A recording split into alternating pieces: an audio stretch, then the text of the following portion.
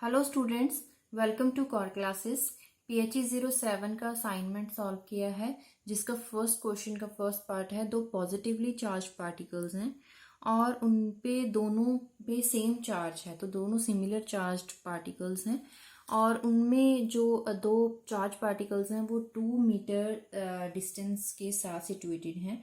तो force first charge का दूसरे चार्ज के ऊपर और दूसरे चार्ज का ड्यू टू फर्स्ट चार्ज, तो वो दोनों तरह के फोर्सेस फाइंड करने हैं।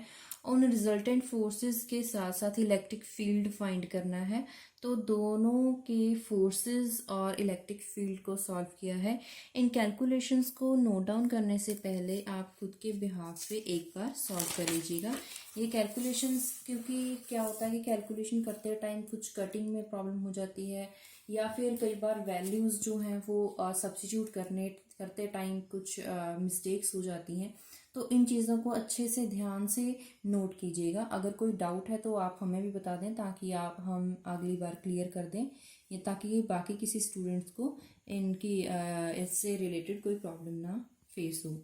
तो इसका B part cylindrically symmetric charge distribution को लेकर है। इसका मतलब क्या होगा, और गॉस लॉ को यूज करके आपको चार्ज डेंसिटी और the electric field of an infinite solid cylinder with particular radius r and charge density rho at a point outside it.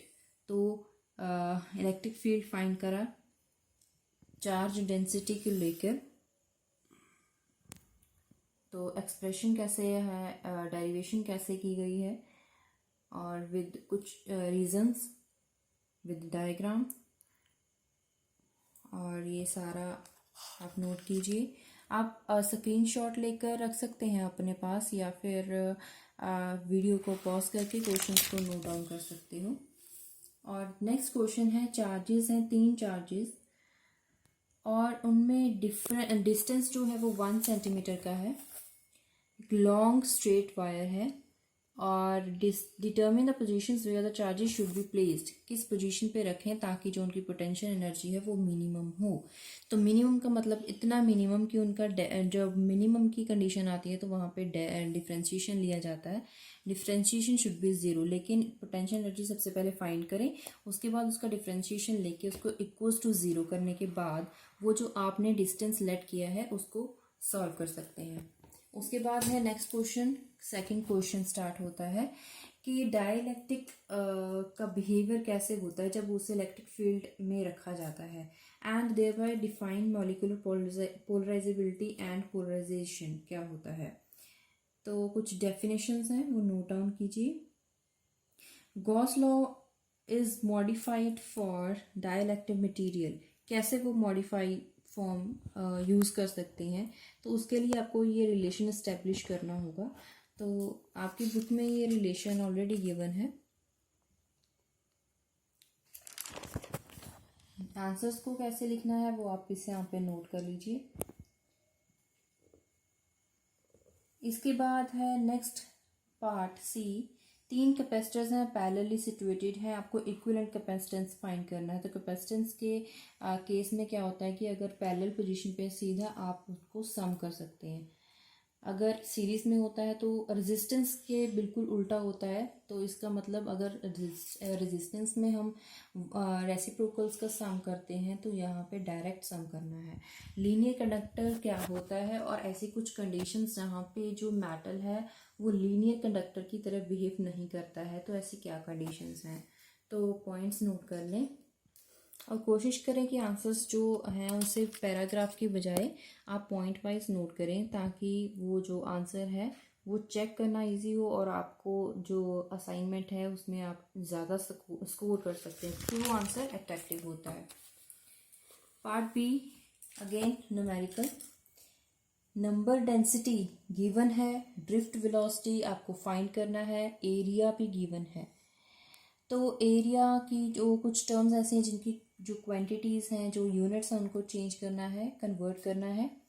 उसके बाद ड्रिफ्ट वेलोसिटी का फॉर्मूला, लेकिन जे हमें नहीं गिवन है, लेकिन जे का एक फॉर्मूला I/S गिवन है, ताकि I और S दोनों हमारे पास है, तो यहाँ से हम V की वैल्यू जस्ट आपको सॉल्व करनी है। बायट सावर्ट लॉ यूज़ करें और ऐसा एक्सप्रेशन बनाएं ताकि मैग्नेटिक फील्ड फाइंड कर सकें due to electric current flowing in a long straight wire at a distance R from the wire along a line. तो डायग्राम और एक्सप्रेशन है, पूरी डेरिवेशन है। आप स्क्रीनशॉट लेकर नोट कर सकते हैं, अदरवाइज वीडियो को पॉज करके भी इसे नोट करें। जिन स्टूडेंट्स को पीडीएफ चाहिए वो हमारे साथ कांटेक्ट कर सकते हैं, आपको पीडीएफ अवेलेबल करवा दी जाएगी। और इसके बाद नेक्स्ट क्वेश्चन है D part. Show that in the presence of external magnetic field the magnetization of a paramagnetic material depends upon the strength and the temperature. तो स्ट्रेंथ के बारे में कुछ पूरी डेरिवेशन लिखनी ज़रूरी होगी, और ये जो पूरी डेरिवेशन है ये स्ट्रेंथ को लेकर है। क्वेश्चन को मार्क्स के हिसाब से और उसका जो एक्सप्लेनेशन है वो आपको कंप्लीट देना चाहिए। और डिपेंडेंस ये थी स्ट्रेंथ के ऊपर, तो जो अब डिपेंडेंस आपको उसके बाद दिखाई जा रही है वो dependence of on the temperature. Next question है फोर्थ क्वेश्चन का part A, Maxwell equations in free space. इनको यूज करके आपको वेव इक्वेशन फाइंड करनी है। तो स्टेप वाइज रिएक्शन इक्वेशंस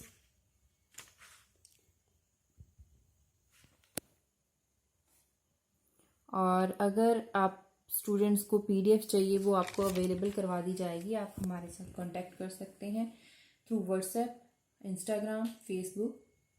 और जो नेक्स्ट क्वेश्चन है, लास्ट क्वेश्चन है इस असाइनमेंट का, यूनिफॉर्म इलेक्ट्रोमैग्नेटिक वेव जिसकी 100 मेगाहर्ट्ज की है, ओमेगा वैल्यू गिवन है। तो आपको transmission, incident, reflected magnetic fields और इलेक्ट्रिक फील्ड फाइंड करने हैं। तो ये सारी जो टर्म्स हैं वो सारी आपको यहाँ पे 5 की 5 टर्म्स को सॉल्व करना है। कुछ वैल्यूज़ आपको गिवन है, कुछ आपको जनरेट करनी पड़ेंगी, जैसे कि अल्फा, म्यू, ये वैल्यूज़ आपको खुद से, बीटा वैल्यू आपको खुद से फाइंड करके उसके बाद आप पर्टिकुलर आंसर लिख सकते हैं। तो इसको कैलकुलेट करने से, नोट डाउन करने से पहले आप एक बार अपने बिहाफ पे कैलकुलेट जरूर कर लीजिएगा। फॉर्मूला सही है, सिर्फ कैलकुलेशंस में हो सकता है कि कुछ प्रॉब्लम हो, लेकिन आप खुद आप कैलकुलेट करके ही नोट डाउन कीजिएगा ताकि कोई गलती का चांस ना रहे। इसी के साथ PHE 07 असाइनमेंट कंप्लीट होती है। जिन स्टूडेंट्स को डिमांड थी, बहुत सारे स्टूडेंट्स थे जो कब से बोल रहे थे कि PHE 7 असाइनमेंट अपलोड करें, तो टाइम लग गया, लेकिन पूरा असाइनमेंट आपके सामने है। तो अगर आपके लिए वीडियो हेल्पफुल है तो प्लीज़ इस वीडियो को लाइक ज़रूर कीजिएगा और बाकी क्लासमेट्स के साथ भी शेयर करते रहिएगा। देखते रहिए चैनल को और क्लासेस। Thank you.